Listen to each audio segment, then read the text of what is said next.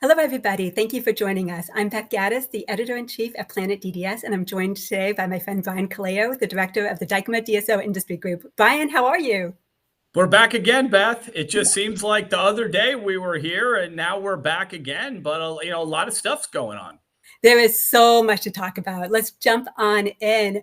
Begin off with just what is happening right now in the M&A market. I got a lot of optimism. I mean, there's nothing, there hasn't been, there's a couple things we'll talk about, but not like so much that everybody's going crazy yet. But there's a lot behind the scenes, a lot that can't really talk about yet. But I think before December 31st, you're going to see some pretty positive announcements. I mean, I know of some things that I feel like some I'm involved in, some I'm not involved in, but I know of them that, look, if it all comes together like I think it's going to come together, there's going to be some exciting announcements by the end of the year. And I think it's going to maybe start to build some really good momentum for 2026. But, as we sit here today, at least with what we can publicly report, it's gradually improving, but, we're not breaking any records yet. So there's been a lot of economic factors that are still going on. Every single day it feels like there's more in the news. So just yesterday we had the Federal Reserve Chair Powell, who basically was hinting that we might see some more interest rate cuts this year. What's your feeling about that?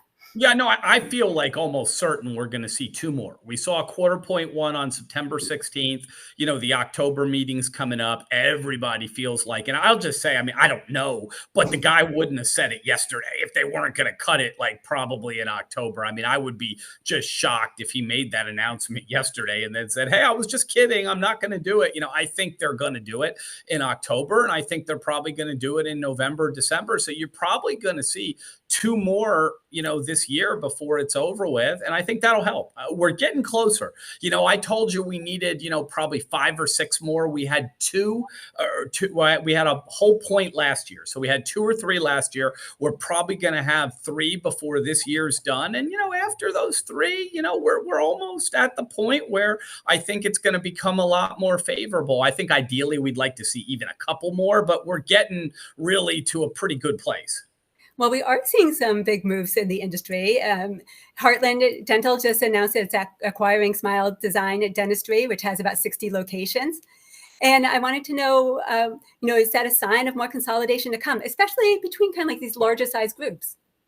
Well, look, that was well underway before everything kind of shut down. Like we were talking in 21 and 22 about in parallel, you're going to see the DSOs buy onesies and twosies and threesies, but then you're also going to see them consolidate with, what I would call mid-market ones, 25, 30 offices, 60 offices, 70 offices, So that was well underway. I think everything sort of slowed down, after 22. But, Heartland in particular, I talk to Pat Bauer pretty frequently, and they're in a good position. At least what Pat tells me, they're in a good position, and they're going to be opportunistic. And when these opportunities happen, they're not going to hesitate to do it. And I congratulated Pat on this deal, and I certainly think, he's out there looking for, the next opportunity, if it makes sense. The thing I always know about Pat and Heartland, and they're very disciplined, they're very, very disciplined, and, they only do things when it makes sense. So we asked people when they registered to submit any questions that they had. One question that came in was, when DSOs merge, what happens to centralized services and to executive roles? And I know it can vary, but I would love to have you address that. Yeah, what you try to do, somebody might, be disappointed in this or might not like it. But what you try to do is when one very large DSO buys sort of a smaller one, you want to cut as much as you possibly can so that you lower, the overhead and the profitability of the organization. Think of it like this. And this is a true story of something I saw recently. Can't talk about the name, but you had something where you had a DSO that had about 30 offices and they had about just around, say, $5 million of overhead. And when the large DSO bought them, they cut almost all of that except for a few $100,000. So you ended up taking an organization and just cutting all of the overhead. So now you've supercharged. Like, let's say after paying $5 million of overhead, the EBITDA of the organization was $5 million. Well, now it's 10 million or almost 10 million because you cut that overhead. So, I mean, maybe not exactly 10 because you got to factor in the overhead of the, the acquiring organization, but that should be incremental. Shouldn't be that much. So you're going to supercharge, the EBITDA. So, if it's done right, I mean, some people might not like this because it means some people are going to lose their job and you're going to make some cutbacks. But from a pure profitability standpoint, if you have one DSO that has existing infrastructure and existing overhead, ideally, you would like to cut as much of the selling organization's overhead as you can. The dental practice at the practice level, it likely stays the same. The dentist and the hygienist and front desk people, that probably stays the same. But the corporate overhead is where you're really gonna, make some efficiencies. Absolutely. We talked about that one big deal that closed. Tell me about some of the reasons why deals may not be closing or may still be dragging on. Yeah, well, and interest rates still. I mean, we're talking about cuts, but they haven't all happened yet. So interest rates are a big, limiting factor on the market. Certainly when you get in there, culture. If it seems like there's going to be turnover or there's going to be issues, that's holding things back. Also, the sustainability of the EBITDA. Sometimes you get in there and you find that the EBITDA is vulnerable. You look at it, and you could say, well, a lot of this is on, I've had this happen in particular where some of it's on, one carrier, and we know, or one payer, that if there's a change of control, they may change the terms of the payer plan, and that may reduce revenue, or it could be, other factors. There's a term that's been used a lot the last 2 years. Before that, we never really heard of it. It's called seasoned EBITDA. And what it really means is it real or not? Like, we know it's real, like it happened, but is it sustainable or not? Because there's different. When you do quality of earnings, I mean, if the EBIT is just not real, then yeah, nobody's going to do that deal. But if it's real, but maybe not sustainable, or maybe it was due to, I don't know, COVID ended and everybody came back to the dentist all of a sudden and it went like this. But now when it normalizes, it's going to be back down here. You might look at it and say, yeah, that thing really did happen and it was really profitable, but we don't think it's going to continue that way into the future. And there seems to be a lot of those type analyses going on with organizations. And if people conclude, or the buyers, not people, the buyers conclude that some of the EBIT is just not sustainable or is vulnerable, they may hesitate to do transactions. No, I was talking to a broker the other day who's on the sell side, and he was saying that he had a client that was going to probably end up having to take less than they had hoped to get. And the reason was because they had multiple practice management systems and it's been difficult to get data normalized, and that's been a little bit of a drawback. Well, yeah, I mean, right. Utilization of technology, or lack of utilization of technology, is really starting to come into play. Like, we didn't talk about this in 21, 22, 23. I mean, it was starting to emerge, but it really wasn't a factor. Now, people are going to look at things and they're going to say, look, if you're using 3 different PMS systems, maybe what we're going to need to do is we're going to have to consolidate to one PMS system post-closing, and there's going to be a cost associated with that in terms of just how much it costs to do it. And then on top of that, is there going to be lost productivity or time involved, training people? And, they may factor that in, and they may end up, lowering the purchase price in some conditions. Now, not there are a couple DSOs, I don't want to name who they are, but you have several PMS systems, and some of them use certain, practice software on top of it to pull data out, and they're happy with the way it's going, and they haven't made, any changes at all. So it's really buyer specific. But, I do agree that in some cases, absolutely, that could, with a certain buyer, and there are buyers that I know that just absolutely say, we're not having 3 PMS, like absolutely not. And we're just not going to do that. And first order of business is we're putting everybody on the same system. And then there are some others that are, a little more comfortable, not necessarily doing that. Well, speaking of integrations, there was a big lawsuit announced recently between a one got sued and then the other one sued the other, so one struck first and then the other one fired back with their lawsuit. So it's in between a practice management system and a clearinghouse, basically. Can you go ahead and just talk a little bit about that? Yeah, I mean, look, I know both companies. They're good companies. I don't really want to call anybody out here, but let me just say this. I've been saying for a long time, integration is absolutely critical to our industry. We have to find a way to have open architecture and integrate. And I'll just make this comment and kind of leave it alone. If we've got to litigate with each other to get integration, it's not good. It's not the way to do it. So I hope the two parties involved, both of which I like, will be able to come together and figure this whole thing out. I was sad, really to see that, instead of being able to, find a way to agree on an integration plan, instead they're, litigating over it. That's not good. That's just, it's not going to be good for our industry.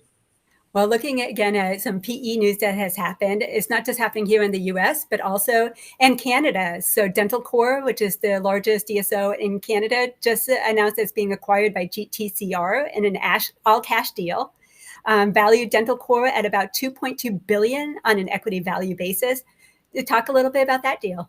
Yeah, I know that organization very, very well, and I would just say this: it was publicly traded, I think, on the Canadian markets, and I know they didn't like that. I mean, they didn't. Maybe now they could talk about it because it's over with, but at the time, in a lot of different ways, some that involved nuances of Canadian laws and other things, it kind of held them back. Because when you're publicly traded, you got to make full disclosures. You can't always do secretive things, and do strategic things and keep them a secret. You got to tell people about it if you're publicly traded. And I think this is a great move for them, is what I'm saying. I know they're very pleased, with the deal. And I think this will really enable them to kind of move forward in a positive way. I love the Canadian markets up there. I think they slowed down a little bit, just like everything else in 22, but I was really excited sort of to see this move. Well, speaking of being publicly traded, that's a nice segue into some other big news that happened, which was Park Dental Partners. So they just filed for an IPO. They have 84 locations. Talk a little bit about that. Yeah, I think it was like a $20 million IPO. And look, I applaud them. I was glad to see that closed. It was interesting. Normally, we don't see people going public on, deals of that size. It was a little smaller, I would say, than, some of the other deals that you would expect to go public. But I applaud them. They got it done, and I'm sure they're, excited about it. And, I look forward to actually chatting with the principals a little bit in the future as to, what their thought process was and, what they want to do moving forward. But I was happy to see it. I was really happy to see that happen. I don't see it that often in this industry. The very first... I think you're going to see it from the very large folks, okay? I think it was always the plan before the market slowed down where, the very, very big organizations, I just feel like that's no myth. We've talked, are going to have to eventually look at, going public. I know some of them that I've talked to, that was the plan before everything slowed down in 2022. And, I don't think you're going to see one this year, but in the next couple years, I would be surprised if you don't see, some developments along that line, because after a while, Beth, you get too big, right? Like look at it like this. You're worth 20 million. You can get to 40 million and sell, no problem. 40 million, maybe you get to 80, maybe 80, you get to, 200 million, maybe 200, you get to 400 million or some step like that. But when you start to then say, now it's got to be $1 billion and now we got to get to $2 billion, it just becomes too time consuming, takes too long, too difficult. And I think when the organizations start to get in the high 100 millions or into the billions, I think, not that they can't do a deal if they really want to, but I think going public starts to really make sense and, become, in a lot of cases, the most attractive option. We'll see what everybody does, but that's what I think.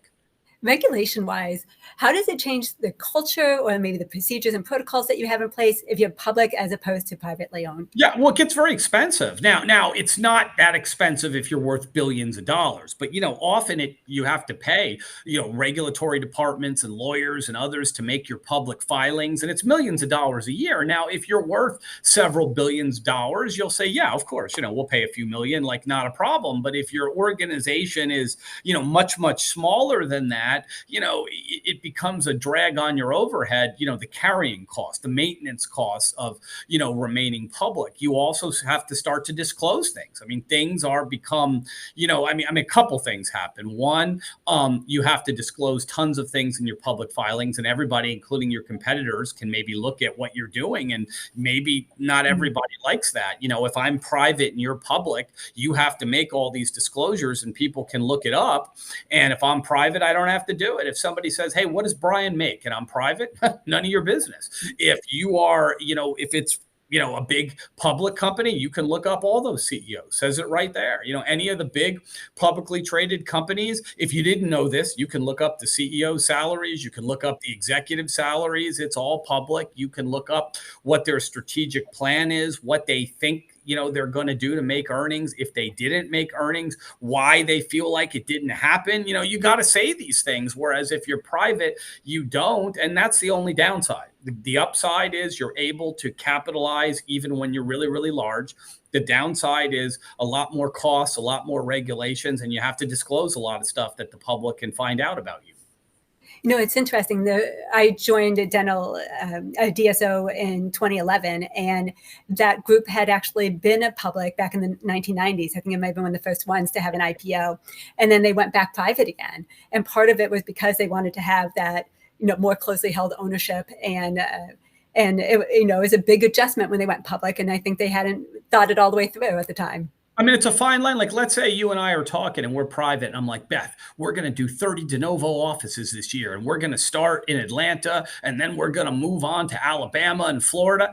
If you're public, you don't have to give all the secrets away, but you kind of have to say something about that. And now the whole market is like, they're going to come to, the South. Maybe you say the Southeast or something, but then the whole market looks at that, and maybe people can even read what you said and change their strategy based on what you said. So, a lot of folks don't like to disclose that stuff. They don't want to. But I do think some organizations have gotten large enough that public's really going to be the best option for them, and they're just going to do that. Any chance that this might be a topic that you're talking about at DICMA next year? Well, if some things close, we will. We're going to be up to date by July. And I would say I'm not, just right now, I'm not anticipating a large DSO going public between now and July of next year. But if it does, we're probably going to have the CEO on stage talking about, what the thought process was and, what the plan going forward is. Well, one of the other questions that came in from the registration forms is, are you seeing more PE investors exiting partnerships and then having the group revert back to doctor ownership? Not really as a trend. But I'll say this, a lot of investors lost their shirts in this marketplace that we just got out of. So there have been some instances where maybe that wasn't the plan all along, but either the founders bought the thing back and it went back, or the bank took the keys and sold it back to the founders, or the founders got involved in conjunction with the bank. I saw one where the bank took possession and then basically reached out to the founders that at that time were no longer associated with the company and said, hey, you want to come back? And they said, okay, we'll come back. So, I mean, there's been a few things like that. I don't see it as a market trend. I see it as kind of like an involuntary thing that kind of came up a few times, in the last couple of years because the conditions have been very tricky. Now, what I have seen, though, is some people say we're not going to sell. We're going to continue to organically grow, and for the founders to stay with their organizations much longer than they intended, and in a lot of cases have fun doing it. I have sort of seen that, but I haven't seen too many. Once you're into PE, you really are not going to go back unless you have to, unless, something just happens that forces you to do something else. Well, one of the other questions that came in is, in fact, about same-store growth. And they were asking, when potential investors are looking at same-store growth, is there anything in particular that really helps them say, like, yes, this is something I want to be investing in? I mean, for example, have they expanded hours, expanded services within it? Does that seem to be driving more interest from investors than a strategy of adding more locations? Well, Well, same yeah, store I mean, growth. if you can demonstrate growth every year, remember our definition of same store growth, it's either getting more patients, which sometimes is tricky. I mean, some organizations can say, we'll just get more patients. Others are sort of capped out on how many chairs they have. Maybe their geographic location is just kind of maxed out. So you can't always do that. But that's one, get more patients. Number two, it's get more from existing patients. Hey, now we're doing orthodontics. Now we're doing teeth whitening. Now, we're doing clear aligners, or we're doing root canals or implants. We never did that before. Now you're getting more from your existing patients. And then the third way is a top-down analysis of the organization and cutting overhead and streamlining operations. That's when we say same-store growth. Now, if you can demonstrate that, by integrating specialty or doing some things, you're actually increasing, the revenue of the location, yeah, that's going to make you generally more attractive to a buyer than somebody that's just standing still and not doing any of those things. When investors are looking, you know, about how far back are they looking to see that same store growth trends? Yeah, this market's a little unique. Typically, it would be 3 to 5 years. I'm saying back in the old days when we were doing all these deals, it was 3 to 5 years. I Now thought you were going to say 12 trailing months. maybe not 12, but they're going to look since 2022 because those have been the challenging time. I don't care if I'm representing a buyer, which I do all the time. I don't care that you hit a home run in 2020 or 20, at the end of COVID, or 21 or 22. That really doesn't matter. What I want to see is these last two really tough years, like 23, 24, or this year to date, 25. Like, how have you managed really difficult times? And if you're kicking butt in really difficult times, I'm excited. I'm, completely interested. If you really killed it in 2021, 22, and then you're like on a downward trend or questionable, I'm gonna treat you as how you're doing right now. I'm not gonna, it's not gonna be relevant how you did in 21 or 22. It's gonna be like, how are you doing last 2 years now? Absolutely. You mentioned earlier about banks and funding. One of the questions that came in is, what advice do you have for a smaller group trying to secure funding?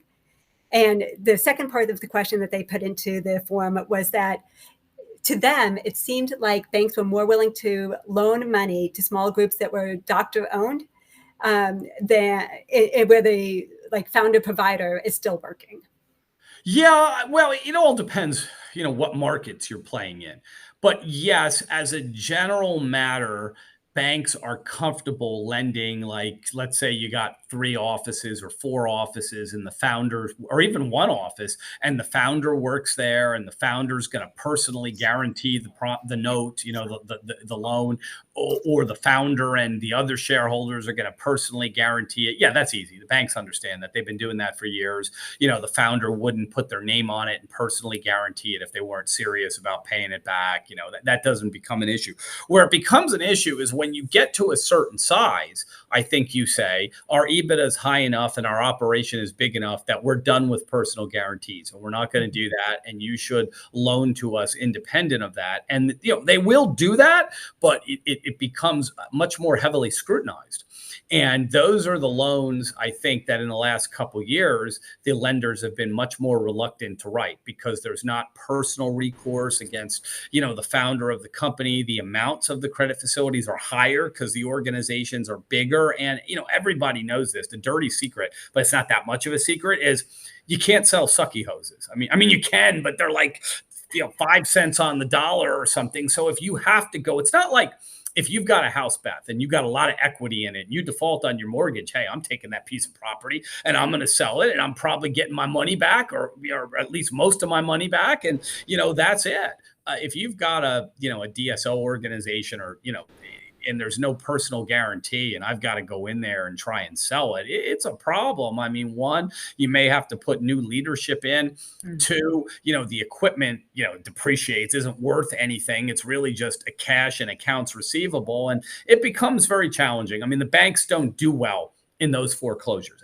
And when they do end up okay, it's a long process. They got to come, they got to take the keys. They got to put a new receiver or a new manager in place. It takes 2 years before the thing gets cleaned up and they, recover most of their money or something like that. And nobody wants to do that. It's much easier, like, hey, we came and took, you had enough equity, we took your house, we sold it, we got our money back, that's it.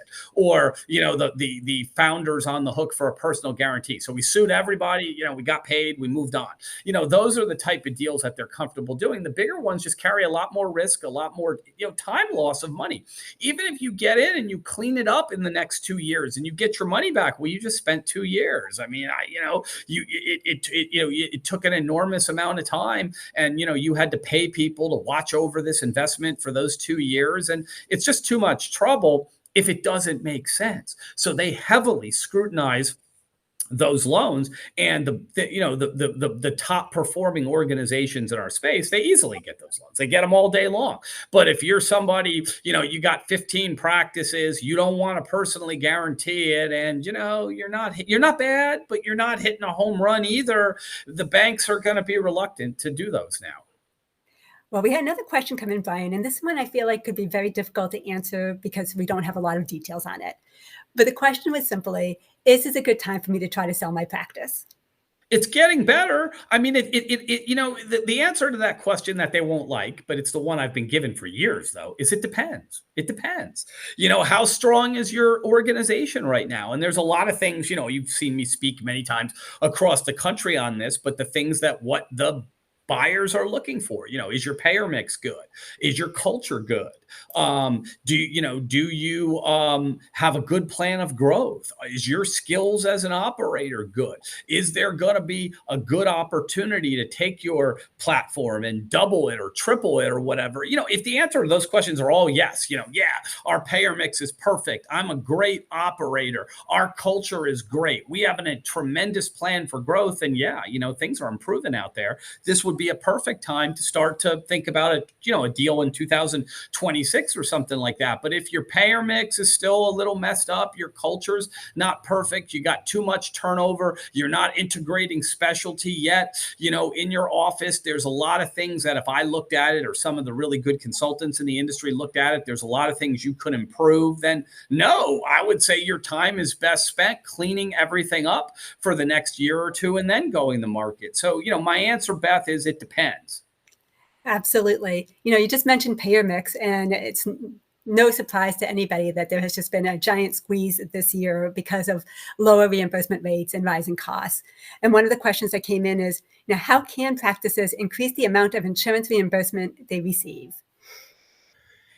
It's hard, and it depends on your leverage and bargaining power. I've seen larger organizations, or even if they're not large, but they're like the provider of last resort and they serve a certain population and there's not that much competition of people that do it, they can go back to the, payers and they can negotiate pretty good rates. But if you're in a crowded field, you're in, I don't know where I live, you're in Dallas, you're in Los Angeles, you're in New York, some place where it's a lot of places in Florida, Miami, where it's a crowded field and there's plenty of options to choose from.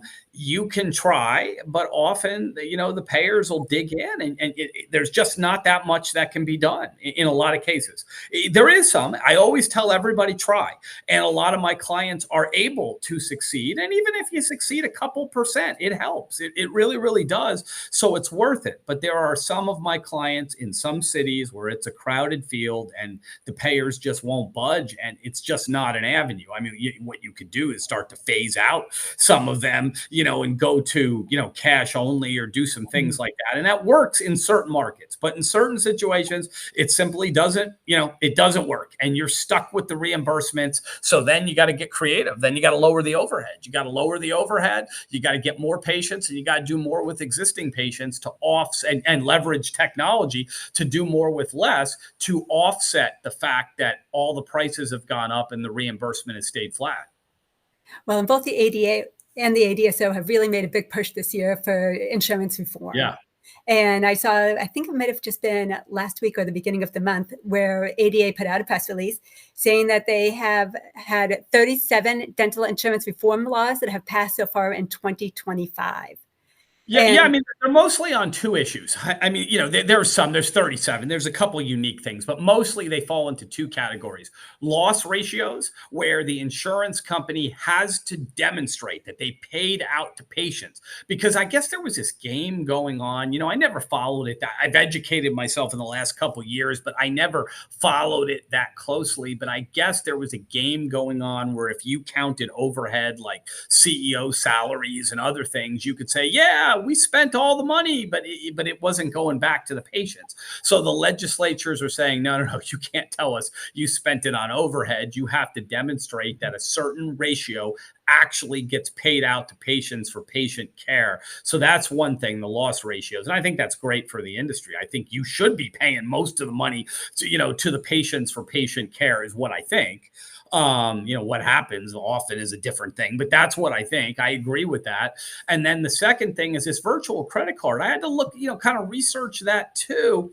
Apparently, a lot of the insurance companies were making virtual credit cards the default. Like, if you don't say any, you'd have to fill out a bunch of paperwork to opt out. And most people were, didn't have the time or the effort to do it, and they would just default. So it would be virtual credit cards. So you'd say, all right, well, no problem. Well, the problem is there's merchant fees with that. So if you thought you were going to get $100, maybe you got $97, and maybe you don't care if we're doing one deal, Beth, and I'm like, instead of giving you 100, I'm going to give you $97. You're probably like, all right, I don't care. But if we're going to do 10,000 deals together and I'm going to take $3 off every deal, you're going to say, well, wait a minute, that's actually like a lot of money that, I'm going to miss out on. So a lot of these laws have said, you can't do virtual credit cards without specific sign off from the practice, and you can't make it the default payment. And if the practice doesn't specifically agree to do it, then, I don't know, paper check or ACH or something where there's not merchant fees,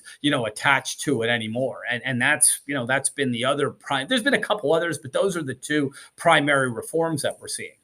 The other one I did think was interesting was that 20 states had introduced bills regulating AI and claim payment adjudication. Yeah, Arizona and Maryland have both those. I'm still kind of studying those. I think AI on the practice side is great. Okay, I'm not a fan of putting AI in the hands of insurance carriers. I just think it opens up to abuse.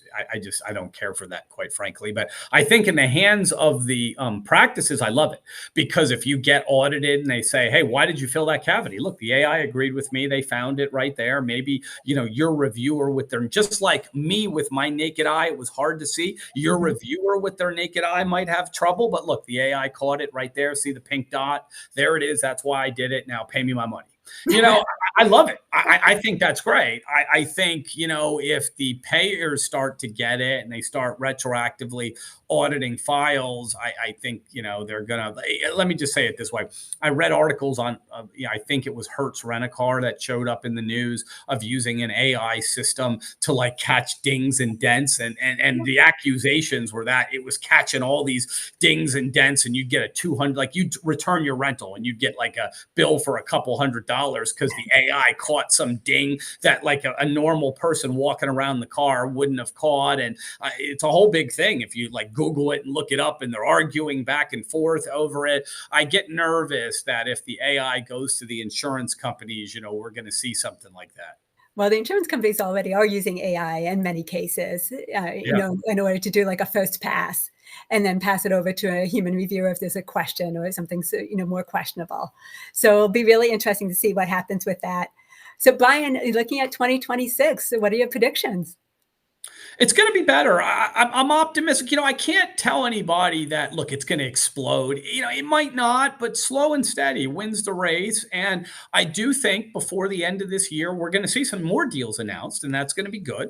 I do think that's going to build some momentum for 26. And I think 26 is definitely going to be, a year of like some steady improvements. Now, it could possibly explode. I mean, depending on what happens with interest rates and a few geopolitical events, everybody's like on the edge, like ready to jump in, but people are very slowly going into the water because it's been so challenging over the last 3 years. I could see a scenario, Beth, where things improve to the point that everybody jumps in and it's a huge, huge, huge comeback. what I think is, more likelier than that, than just an explosion, is a slow, steady sort of improvement. And so I'm very optimistic about 26. Again, I don't know that we'll set a world record, but I'm very optimistic about what I'm seeing for 26. Brian, it is always a pleasure to speak with you. Thank you so much for coming on with me today. Well, so good to see you. And I know we're going to do this. We'll see. I mean, these next couple months will be exciting. So even when we do, I think we do this monthly now. So when we do this for the end of the year, it'll be real interesting to see. Our next one is going to be in January. So, so we're going to do them in January. Yeah, well, then that'll be a really great time to kind of sit down, because we would know what will happen between now and the end of the year on the interest rate reductions, and probably would have had some things announced. So that'll be a great time to do one. Fantastic. Well, look forward to our next conversation. And to everybody who is watching, thank you so much for joining us today. For all of your needs in the DSO industry, please go and visit planetdds.com. We have lots of resources, white papers, podcasts, and all sorts of information that will help you grow your business. Thank you so much.